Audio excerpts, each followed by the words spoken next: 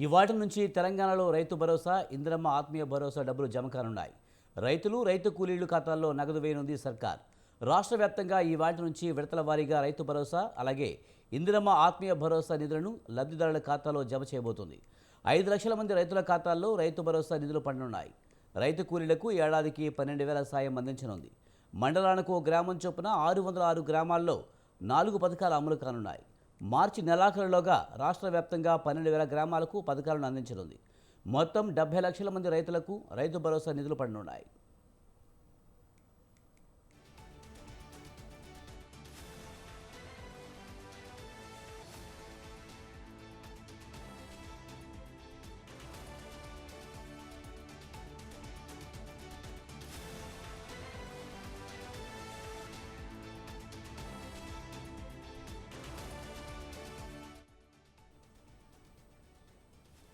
ఈ వాటి నుంచి తెలంగాణలో రైతు భరోసా, ఇందిరమ్మ ఆత్మీయ భరోసా డబ్బులు జమ కానున్నాయి.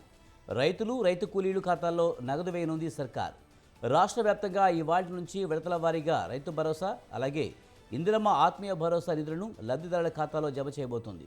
5 లక్షల మంది రైతుల ఖాతాల్లో రైతు భరోసా నిధులు పడనున్నాయి. రైతు కూలీలకు ఏడాదికి 12,000 సాయం అందించనుంది. మండలానికి ఓ గ్రామం చొప్పున 606 గ్రామాల్లో 4 పథకాలు అమలు కానున్నాయి. మార్చి నెలాఖరులోగా రాష్ట్ర వ్యాప్తంగా 12,000 గ్రామాలకు పథకాలను అందించనుంది. మొత్తం 70 లక్షల మంది రైతులకు రైతు భరోసా నిధులు పడనున్నాయి.